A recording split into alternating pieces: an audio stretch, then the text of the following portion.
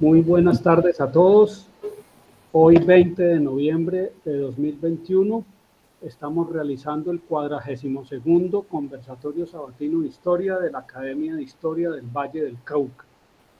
Hoy tenemos como conferencista a la doctora Isabel Cristina Bermúdez Escobar, profesora titular del Departamento de Historia en la Facultad de Humanidades de la Universidad del Valle. La doctora Isabel Cristina es licenciada en Ciencias Sociales de la Universidad del Valle. Se graduó con un trabajo de grado titulado Evolución de la Propiedad Rural en el Cerrito. Es especialista en la enseñanza de las ciencias sociales. Su título de especialista lo obtuvo con un trabajo de investigación titulado Historia del Hospital San Juan de Dios, siglos XVIII a XX. También hizo una especialización en Historia de América Latina en la Universidad Pablo de Olavide, en Sevilla, España, con un trabajo de investigación titulado Madre Perversa, y hizo la maestría en Letras con mención en Estudios Culturales en la Universidad Andina Simón Bolívar, con una tesis de investigación titulada Discursos, Imágenes y Representaciones de las Mujeres en la Gobernación de Popayán. Y el título de doctorado lo obtuvo en la Universidad Andina Simón Bolívar, en Ecuador, ¿sí? Con una tesis doctoral titulada Sociedad Republicana y Proyectos de Instrucción y Educación para Mujeres, Colombia, Ecuador, Perú, Bolivia, 1800 a 1900. Entre los artículos publicados, pues hay los siguientes: la sociedad colonial en el Valle del Cauca, evolución de la propiedad rural en el Cerrito, poder regional y discurso étnico, oposición del clero a la educación laica en Ecuador y Colombia, recuerdos de la cotidianidad, Colón, una historia de ambiciones, quién tira la primera piedra, la mujer entre la corona y el altar, elementos preliminares para un estudio de la inversión extranjera en Colombia del Valle del Cauca, la caña de azúcar en el Valle del Cauca, una historia de su desarrollo industrial, el ángel del hogar, una aplicación de la semántica liberal a las mujeres en el siglo XIX andino, Cristóbal Aljovín de Lozada, caudillos y constituciones, Perú 1821-1845. Esos los artículos publicados en revistas indexadas o homologadas en el Publindex de MinCiencias. Y en cuanto a libros, tiene varios titulados: Santa Rosa, una iglesia y su feligresía en la historia de Cali, Poder Regional y Discurso Étnico, en Colombia 2003, La Educación de las Mujeres en los Países Andinos, siglo XIX, en Ecuador 2015, Imágenes y Representaciones de la Mujer en la Gobernación de Popayán, Poder Regional y Discurso Étnico, Ulpiano Lloreda y los inicios de la industrialización vallecaucana, en coautoría con el profesor Alonso Valencia Llano, Imágenes y Representaciones de la Mujer en la Gobernación de Popayán, las independencias de la Nueva Granada, de las independencias iberoamericanas a los estados nacionales, capítulo del libro, y tiene pues el libro sobre las ciudades confederadas del Valle, símbolos y ritos en la formación de su cultura política, sobre el cual nos presentó su primera conferencia en el 19º Conversatorio Sabatino. Ya tuvimos el gusto de tenerla como conferencista, dictándonos una conferencia sobre ese tema. Hoy la doctora Isabel Cristina Bermúdez Escobar nos va a dictar una conferencia titulada ¿Qué hacían y dónde estaban las mujeres cuando se promulgó la Constitución de Villa del Rosario de Cúcuta en 1821? Entonces, con esta introducción le cedo la palabra a la académica Isabel Cristina Bermúdez, quien es miembro correspondiente de nuestra academia y además es miembro correspondiente de la Academia Caldense de Historia. Adelante, doctora Isabel Cristina. Muchas gracias, doctor Llamo. Saludo a todos los académicos vinculados y quise compartirles, por medio, por supuesto, del permiso de la academia, esta pequeña disertación que hice recientemente, ahorita en octubre, en la villa de Cúcuta, en el contexto de la conmemoración del bicentenario de la expedición de la Constitución. Entonces, pues me pareció interesante compartir estas reflexiones con ustedes. Esta reflexión surge alrededor de dos preguntas. ¿Qué hacían y dónde estaban las mujeres en los contextos de promulgación de la Constitución de Cúcuta? Y la otra pregunta, mucho más vinculada a la historiografía y al presente, es ¿por qué los relatos de independencia y la posterior historiografía no las mencionan? O por lo menos las referencias a ellas son muy limitadas. Bien, entonces esa es una pregunta absolutamente vigente, sobre todo después de 200 años de promulgación de esa Constitución, primer aparato que funge como pacto social, digámoslo así, como pacto político y social de lo que hoy es Colombia, y más vigente aún después de 30 años de la Constitución de 1991, en donde muchos más espacios de representación política, económica y de apertura a la participación y visualización de la mujer en espacios de poder se ha dado.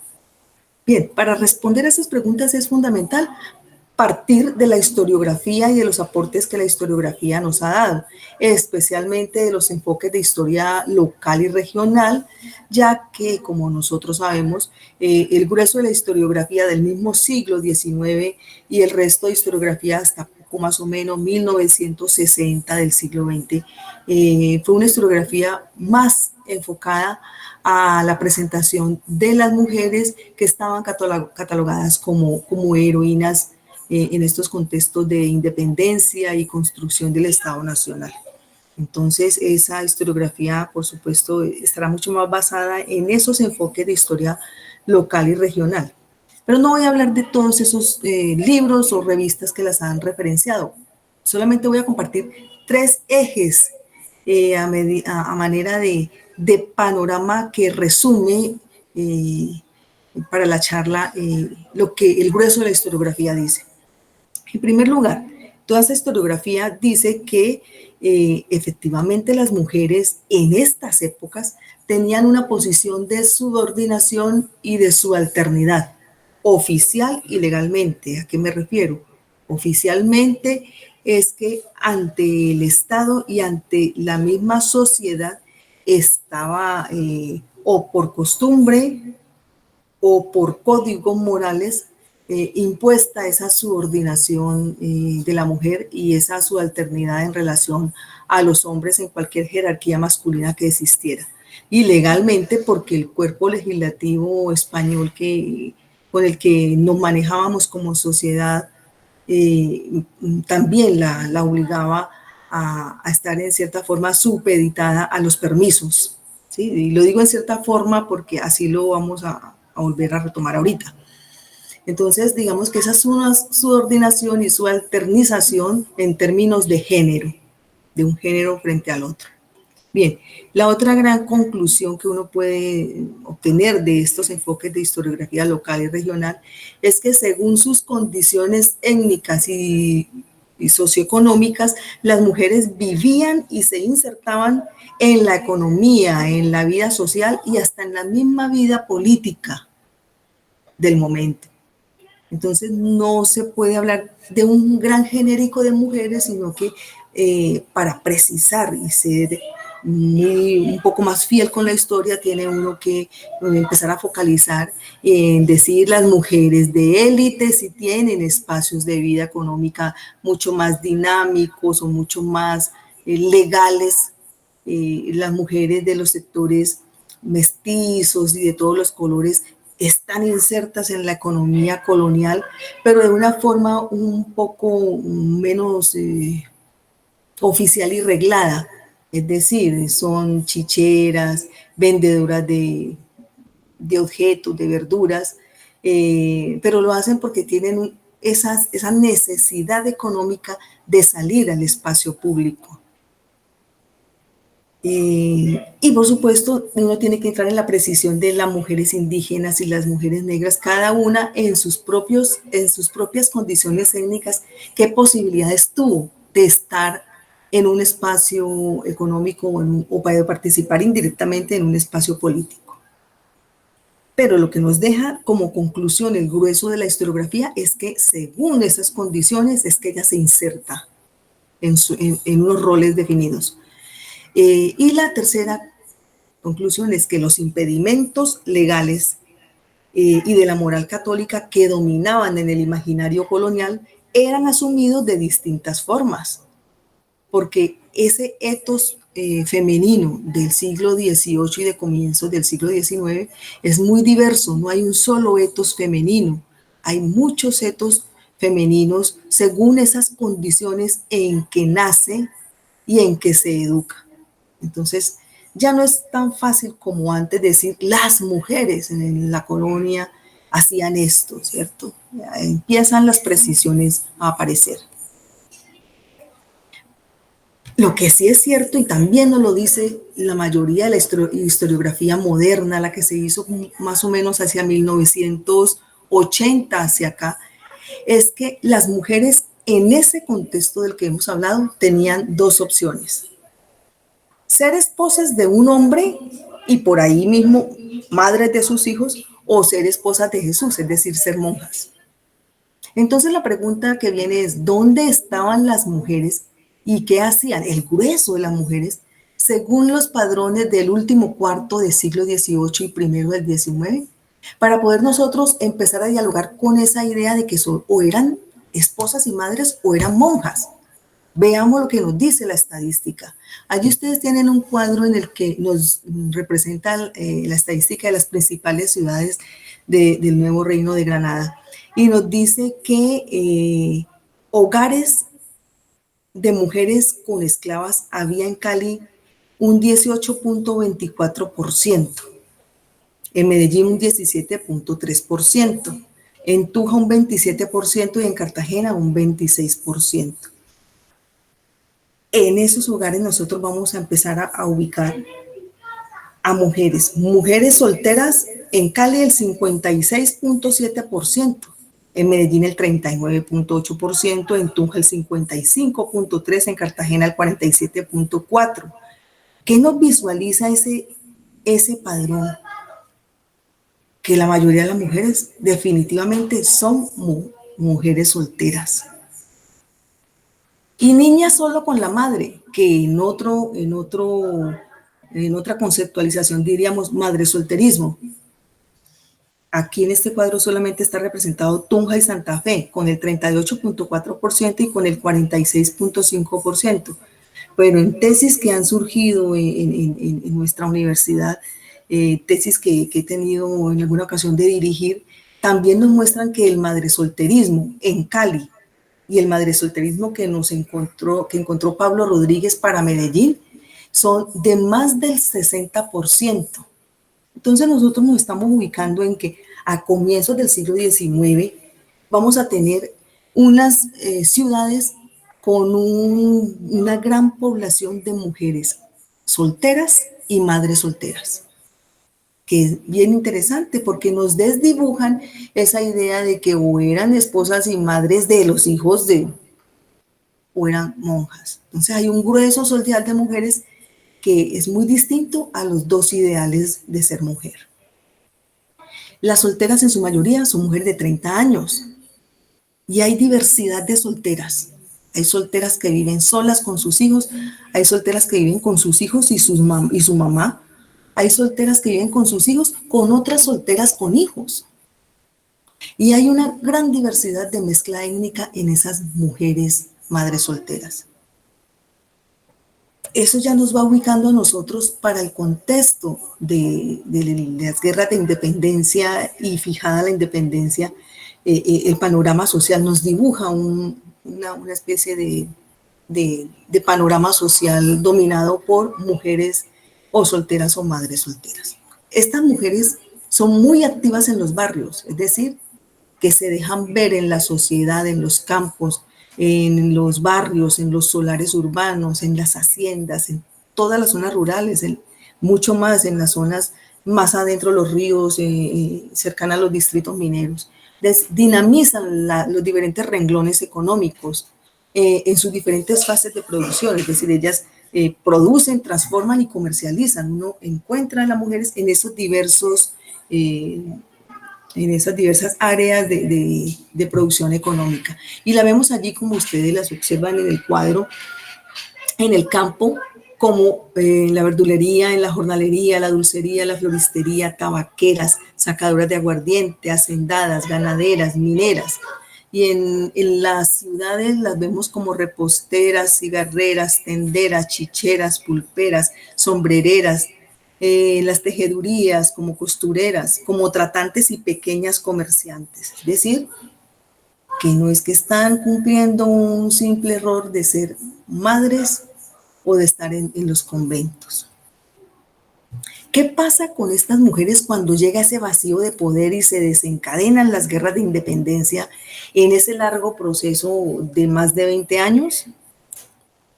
Bien, evidentemente nosotros tenemos que decir que las guerras de independencia y la ruptura de las actividades cotidianas modifica el hacer de las mujeres en su vida diaria, tanto en los espacios domésticos como en los públicos, y eso les genera nuevos contextos cotidianos, otros contextos cotidianos, nuevos diálogos entre ellas y con sus hombres y con sus curas, con nuevos diálogos en la sociedad y nuevos lenguajes de diálogo, que es bien interesante cuando nosotros nos metemos en el contexto político de la independencia y de las guerras de emancipación.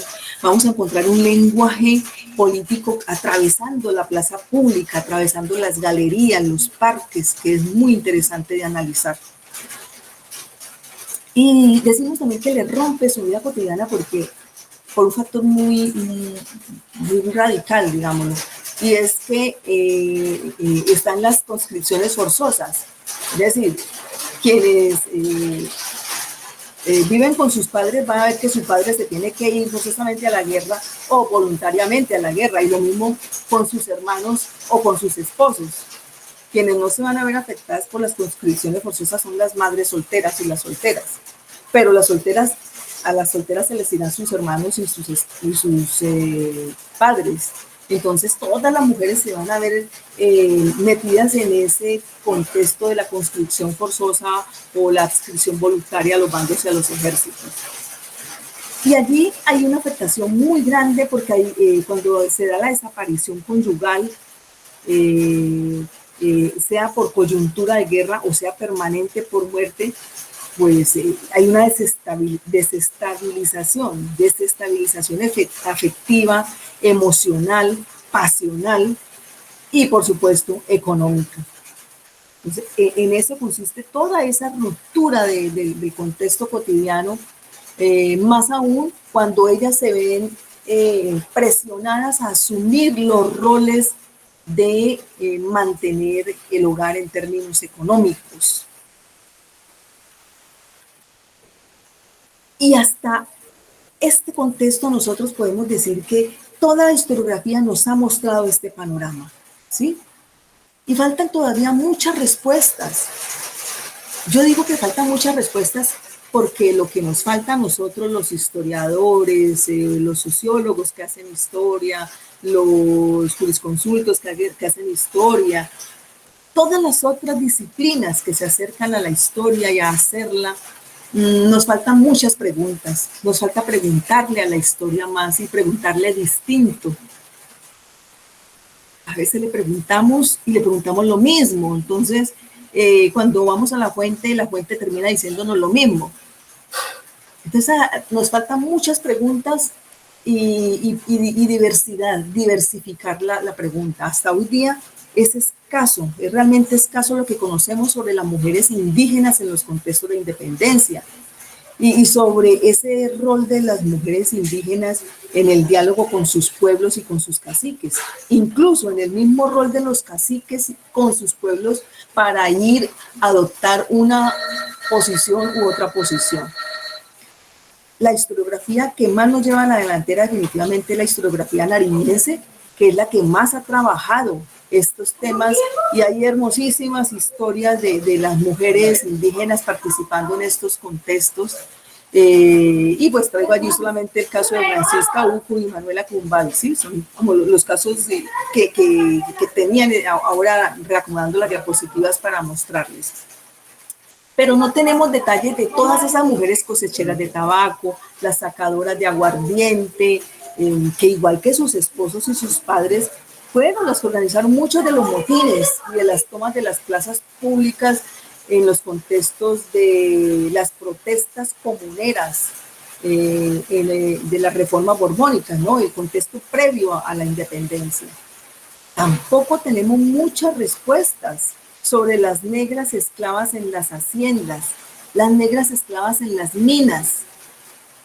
¿Cómo se vivieron estos contextos de guerra en la mina y en la hacienda? ¿Qué pasa con las negras domésticas, con las negras esclavas domésticas? La mayoría de la historiografía dice que empiezan a fungir un cierto rol de espías y bueno, no sabemos todavía si eso es un gran mito que profundiza más la mirada de las mujeres en el rol del chisme, ¿sí? Yo en eso todavía tengo mucha... todavía no he encontrado buenos apoyos historiográficos para asumir eso como verdad. Pero lo que sí sabemos es que después del contexto de la independencia hay muchas demandas por maltrato y por violencia, muchísimas, y muchas demandas y representaciones de libertad que ellas hacían, quizá asumiendo el rumor de que con la independencia se había asumido la abolición de la esclavitud. ¿Qué también nos dice la historiografía del siglo XIX y un poco posterior? Nos dice que muchas mujeres participaron en esos contextos de las independencias como el ejército auxiliar de las mujeres, así le llamó Antonio Nariño a esa cantidad de mujeres que iban tras el ejército. Por eso ese nombre de las rabonas, ¿no?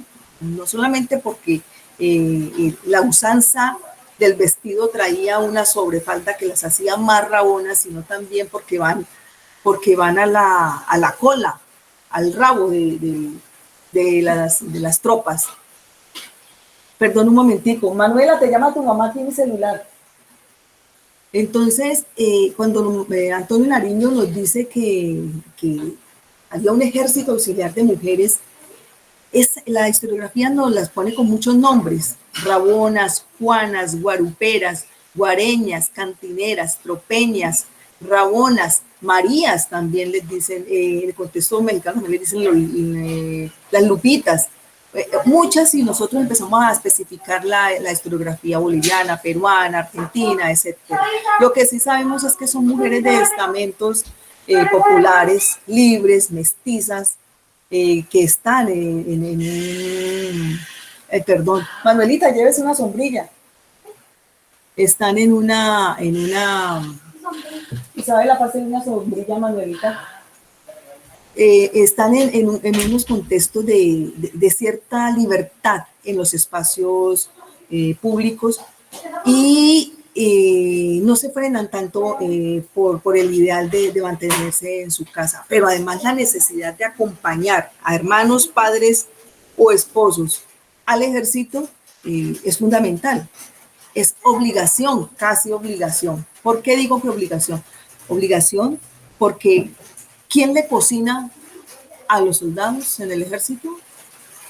Ellas tenían que cocinarles y tenían que remendarles los pantalones y los calzoncillos y limpiarles sus heridas. Es decir, ellos van a cumplir el mismo rol que hacían en sus casas como esposas, digámoslo así, o como hijas de padre de familia. Entonces, tienen la obligación de ir, no es porque tampoco quieran irse a aventurar a la guerra y a aguantar las penurias de estar detrás de los ejércitos y de las campañas que se arman.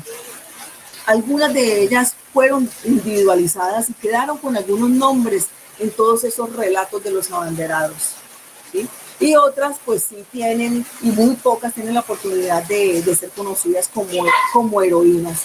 Lo interesante es que en este contexto de las conmemoraciones bicentenarias después del 2010, han aparecido muchas, unas han sido muy bien tratadas historiográficamente y se les ha respetado su actuación en la dimensión en que lo hicieron. Desafortunadamente hay otras a las que se les ha sobrevalorado y se les ha construido como heroína, cuando quizás no fue una heroína, sino que simplemente tuvo un rol y una participación. Es decir, a veces también nosotros desde estos campos de querer rescatar a las mujeres en estos contextos, terminamos en cierta forma mitificando nuevamente la historia o a los sujetos sociales. Pocos documentos la mencionan, pero entre esos que la mencionan está el escrito de reminiscencias de Santa Fe de Santiago Cordobés Muro. Y traigo un pedacito nomás que leemos. Descendamos y veremos a la hija del pueblo que abandona la familia y la risueña campiña en que vivió feliz para seguir al soldado en la incierta ruta que las más de las veces la conduce al desamparo o a la muerte. ¿Sí? Allí les traigo unas imágenes distintas para contarles o ubicarlos a ustedes en un contexto mucho más internacional, en el sentido en que esta misma situación la están viviendo chilenas, bolivianas, ecuatorianas, mexicanas. ¿Sí? Aquí traigo 3 aspectos de México, Chile y Bolivia, en donde todas estaban en ese mismo rol, en estas mismas calendas de los años 10 y 20. Esta imagen también es chilena. Pero me interesa resaltar que fueron las mujeres del pueblo las que más conformaron esos batallones femeninos y librando todos esos aspectos de la guerra, del hambre, de la sed, del frío, de las heridas, de la muerte y de la deserción. ¿Sí? Mujeres de todas las edades y las etnias, que quedaron allí en esos relatos como Juanas o como Ramonas o en esa infinidad de nombres que les di ahora. Perdón, infinidad no, en esa otra cantidad de nombres que les di ahora y que se han intentado rescatar muchísimas como lo ha hecho nuestro amigo Efraín con María Antonia en Tuluá. Bien. Y allí tenía esta pregunta: ¿por qué no se les referencia en los relatos de independencia, en los relatos constitucionales? ¿Por qué? Siendo que participaron tanto, ¿sí? Y el asunto es parece ser muy semánticamente claro. El locus de enunciación de la documentación, es decir, quienes escriben esta documentación, evidentemente son hombres y evidentemente ellos son consecuentes con el imaginario cultural en el que fueron educados y en el que se desenvuelven, y estamos nosotros hablando de un imaginario cultural patriarcal. Entonces no podemos pedirle a los grandes generales que dieron sus partes de guerra, pues que hagan referencia particular a ellas o a lo que les pasa a ellas en esos contextos de guerra y detrás de los ejércitos. Tampoco podemos pedirle a quienes luego escribieron sus memorias de guerra como soldados o como generales, que las mencionen con nombres propios y con particularidades, porque en su imaginario cultural la gesta es gesta de hombres. Así fueron educados y así vivían. Entonces, no podemos pedirle parámetros del contexto actual nuestro al pasado. Cada historia contada, cada metarrelato selecciona lo que quiere decir y oculta, y eso nosotros lo sabemos como historiadores profesionales, ¿sí? Cada relato tiene unos propósitos creados según donde yo esté ubicada y lo que yo quiera decir. Y si en el momento son los intelectuales o los políticos los que están escribiendo según sus posiciones, sus creencias y sus deseos, pues entonces no van a aparecer en esa historiografía decimonónica o en la primera historiografía del siglo XX. La Constitución de Cúcuta, 1821, me disculpo porque aquí hay un error de cronología. La Constitución de Cúcuta y los dos hechos más importantes en términos de ley que se dan en este contexto, pues van a ser la ley fundamental firmada en Angostura el 17 de diciembre de 1819 y la ley fundamental de la Unión de los Pueblos de Colombia el 12 de julio de 1821, Constitución de Cúcuta. En estos contextos absolutamente militarizados, por hombres absolutamente ilustrados en un capital cultural absolutamente patriarcal, las mujeres no van a aparecer. Y en consecuencia, en el articulado de estas leyes tampoco van a aparecer, porque no están en el imaginario mental de sus creadores. Eso es fundamental comprenderlo para que nosotros no le pidamos a la historia otras verdades o no las inventemos, ¿cierto? En la Constitución de Cúcuta se visualiza a las mujeres, ¿sí? Muchas de las reflexiones que se hicieron en la Villa de Cúcuta hace casi 2 meses, decían, no, es que la Constitución no vio a las mujeres, se olvidó de ellas, no las menciona, no las referencia. Pues bien, nosotros cuando la leemos, el articulado, pues vamos a ver que sí, no menciona a las mujeres, pero sí las visualiza en el lente de la educación y en otra edad, en las niñas.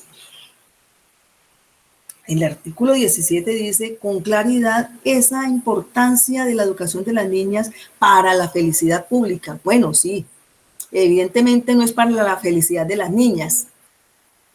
Sí, estaría hoy de pronto otra voz femenina un poco más radical en el feminismo diría, pero no visualizó la felicidad de las niñas, de las mujeres.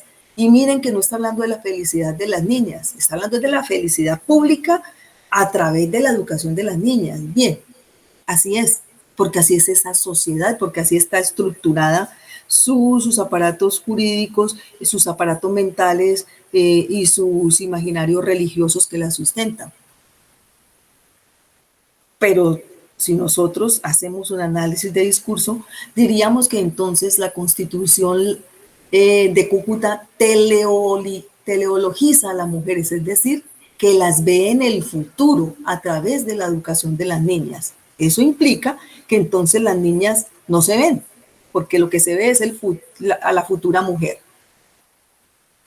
¿Sí? Entonces, nosotros vamos a entrar en esta idea de que la mujer sí se observa, pero es a través del lente de educar a las niñas como un dispositivo ideológico que va a hacer, ayudar a concretar esa idea de una república libre, en orden, con unos sujetos que aprenden a sufragar, que conocen qué es lo del sufragio y que todo eso va a conducir a una idea de progreso. Un poquito más adelante vuelvo y traigo estas ideas. Bien, entonces, ¿cómo y dónde están las mujeres? Volvemos con la pregunta con la que arrancamos. Ubicándolas donde las visualiza la Constitución y donde las necesita el nuevo Estado. Es decir, las ve en la escuela y las ve en la familia.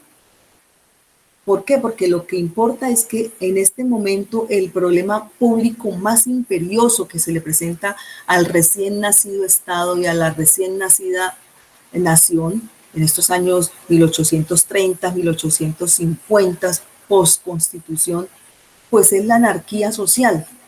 Y en esa anarquía social es donde la mujer cumple ese papel fundamental en la escuela y en la familia para que se vaya limpiando la anarquía social, para que ella desde allí impulse la economía nacional en esa idea de orden y progreso. Es decir, las escuelas de niñas deben impulsarse con urgencia, las madres y las maestras se hacen allí a través de la educación de las niñas se visualizan como madres y maestras, y por eso es que hay que vigilar que ellas tengan esos aprendizajes de saberes útiles a esos dos roles, no a ningún otro rol distinto a ese.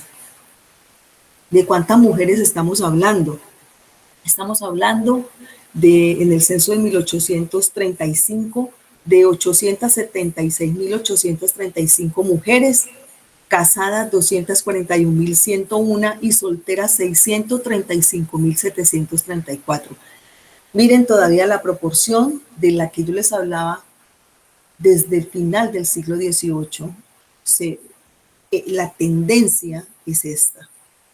Miren la diferencia entre las décadas.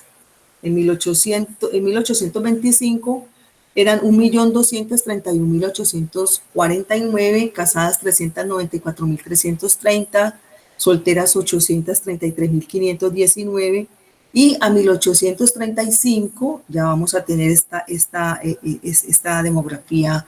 ¿Por qué? Porque ha salido el conteo de las mujeres del Ecuador y de Venezuela. Entonces, por eso es que esa cifra se nos baja. Pero entonces lo que quiero resaltar con este cuadro, es la proporción de mujeres casadas en relación a las solteras. El problema del desorden moral que se avisoraba a finales de la colonia se mantiene en el imaginario de los nuevos representantes del Estado moderno, de la nueva república, que todavía visualiza que hay una gran proporción de mujeres solteras y madre solterismo. Bueno, allá adelante, allá arriba el cuadro desagrega a las jóvenes párvulas, solteras, religiosas, las esclavas. Bueno, ahorita no les voy a presionar con más datos. Entonces, estas mujeres, estas 876.835 mujeres, ¿dónde estaban en pleno contexto post-Congreso de Cúcuta, esos años 30, 40?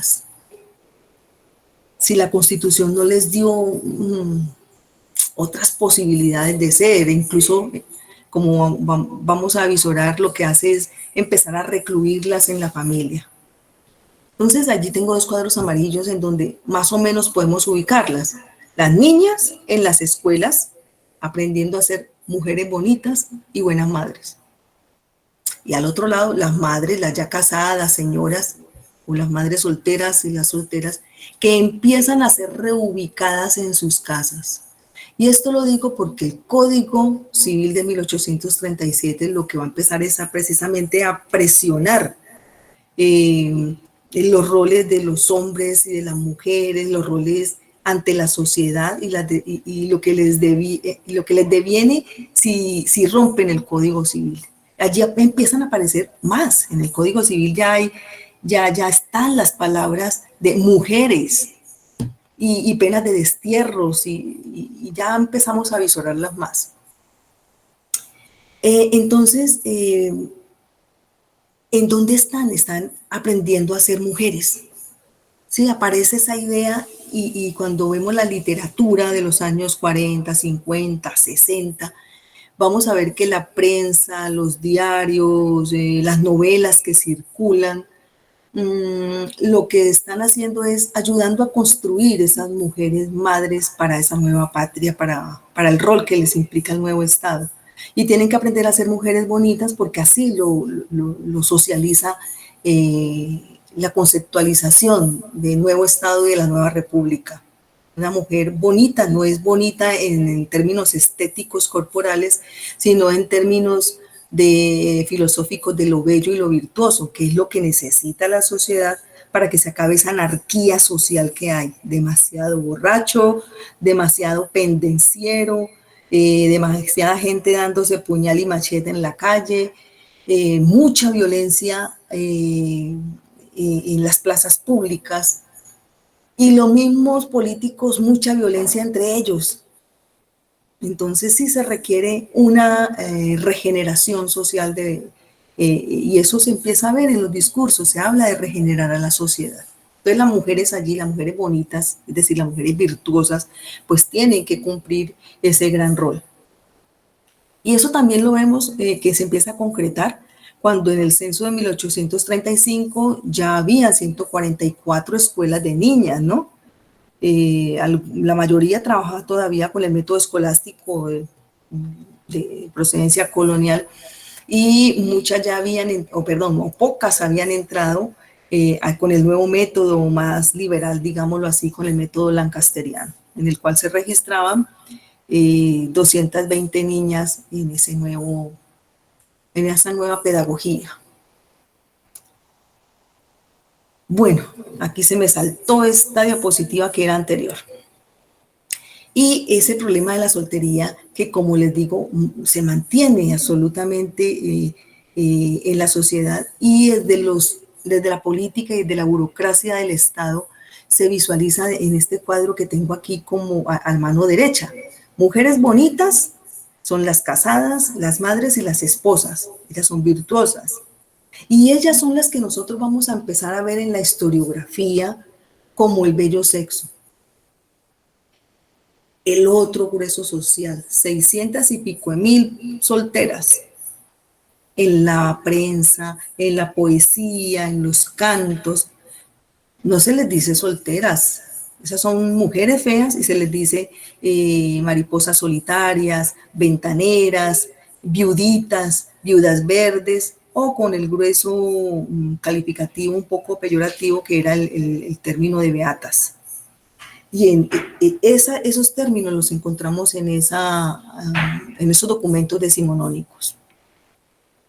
Esas mujeres bonitas son las que tienen un matrimonio, tienen familia y están en casa. Nunca se les avisora como solteras o como mujeres solas. Y cuando uno mira también el Código Civil va a encontrar que hay más tendencias a visualizar, a ubicarles al hombre y a la mujer en el contexto de un rol familiar o de un rol en la sociedad. También a estas mujeres solas o solteras se les dicen gatas rabiosas. Ustedes van a ver mucho en las poesías del siglo XIX cómo les dicen con estas categorías. O las viudas amargas, las viudas verdes, las solteronas coquetas. Hay todo un cuerpo fuerte que presiona a través de la prensa, las noticias, la poesía, las canciones, para que las mujeres no se queden solas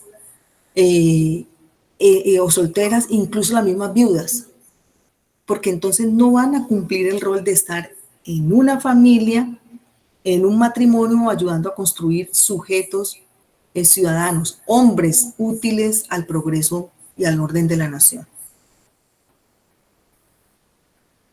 En esas escuelas se están aprendiendo a ser otras mujeres, ¿sí? Las que les construyen a través del Estado, del aparato educativo.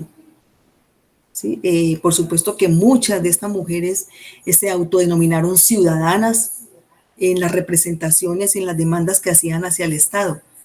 No son cualquier mujer. Cuando nosotros leemos las cartas que hacían las viudas de los soldados, de los generales, de los coroneles de guerra, vemos que no son de todas maneras una simple mestiza de estamento inferior en la sociedad. No, era la madre o la esposa de un cabo, de un coronel, de un sargento, que le pide al Estado que le dé la pensión y se representa. Y tempranamente en esos años 30 se autodenominan, yo ciudadana Isabel Cristina Bermúdez, y apelo ante el Estado porque mi esposo que le sirvió en el ejército de tal, en la campaña tal. Entonces sí hay mujeres que tuvieron esa oportunidad de representarse como ciudadanas y de demandarle al Estado unas exigencias para su manutención y su sustento. Pero la mayoría de ellas siguen conceptuadas igual que en la colonia, ¿sí? Dependientes de padre, madre o esposo. Otra gran grueso femenino y mujeres sirvientes y esclavas, me disculpa yo que escribí esclavos, dependientes y sirvientes de esa gran sociedad decimonónica que la siguió avisorando así hasta el contexto de las reformas liberales de los años 50. La República Liberal la dotó de obligaciones civiles, ¿sí? La Constitución de Cúcuta pues les obliga a que se les eduque a las niñas, y el Código Civil obliga a unos deberes para con la sociedad, pero la legislación, cualquiera que sea ella, le veta derechos políticos. Eso es claro y eso se va a mantener en Colombia, pues como ustedes saben, hasta 1857. Nuevamente, y no traje aquí la referencia de la ley, que es en 1842, cuando se hablaba de las 4 clases que constituían a la nación, 4 clases de ciudadanos que constituían a la sociedad colombiana. Se les avisora muy interesante. Miren aquí, dice, los de primera clase son sujetos útiles e inteligentes. Esos son ciudadanos de primera clase. Ciudadanos de segunda clase son regulares. Los de tercera clase son poco útiles. Y los de cuarta clase, de ningún provecho.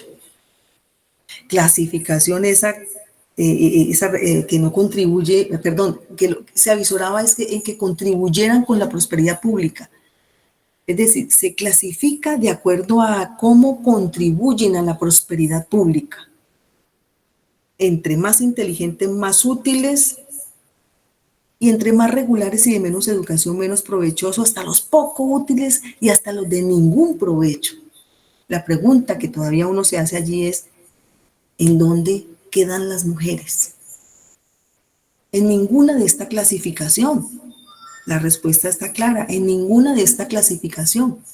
Sencillamente no hace parte de una de estas clases de ciudadano, ella está por fuera de este rol.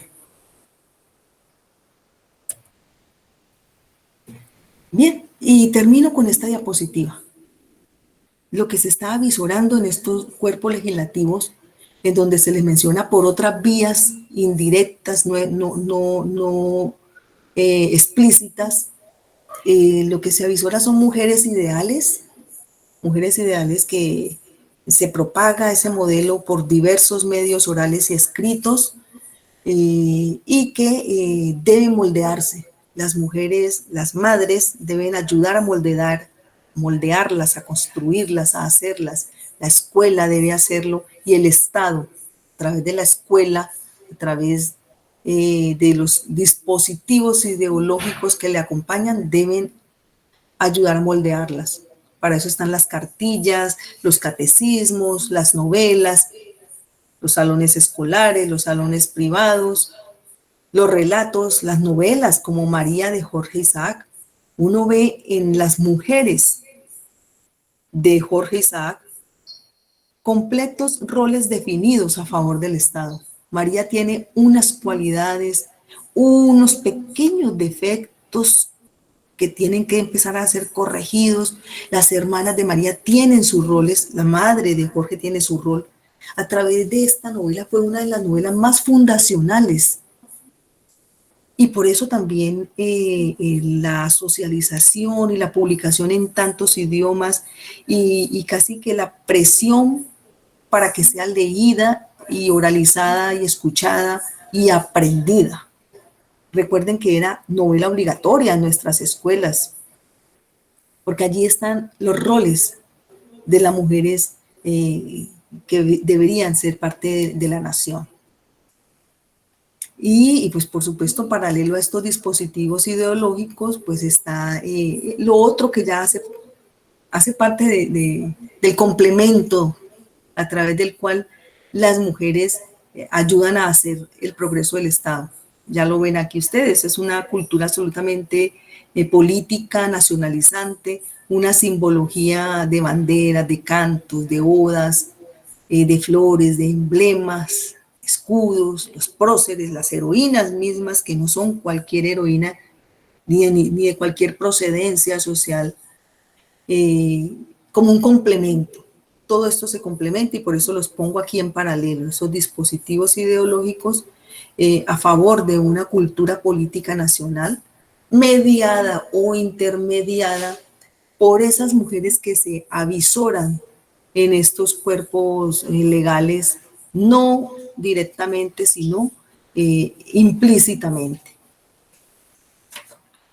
Bien, Estos cuerpos legales de los que les he hablado, pues por supuesto que a veces en estas exposiciones uno se aligera. eh, Son los decretos que fungen como el cuerpo civil, como el cuerpo de código civil, ¿sí? No es que yo esté diciendo el código civil de 1837, pero sí es el decreto que funge como cuerpo civil de normas que regulan los comportamientos públicos en este contexto. Y ahí sí empezamos a ver en ese de 1837, empezamos a ver con toda claridad los castigos, las penas para las mujeres, para los hombres, y eso va a ser, eso cala en el imaginario de los hombres y las mujeres que se están constituyendo en el momento. Entonces, igual que la Constitución de Cúcuta, los decretos posteriores a él no figuraron a la mujer como mujer, sino que la teleologizaron como un dispositivo ideológico nacionalizante. Queridos compañeros, escuchas, estas eran las reflexiones que les quería compartir. Como les vengo diciendo, son reflexiones, algunas de las precisiones que les he hecho, sí están la mayoría de ellas sustentadas, por supuesto, en investigaciones. Esta aproximación a lo que estoy ahora haciendo sobre las mujeres en los códigos, entre comillas, civiles o decretos civiles desde 1837 a 1868 más o menos, asesorando algunas tesis de maestría justamente en cómo esos códigos avisoran a la mujer y en qué lugar las ubican y en qué tipo de penas y delitos las ubican. Pues bueno, eso era lo que les quería reflexionar. Les agradezco mucho su escucha.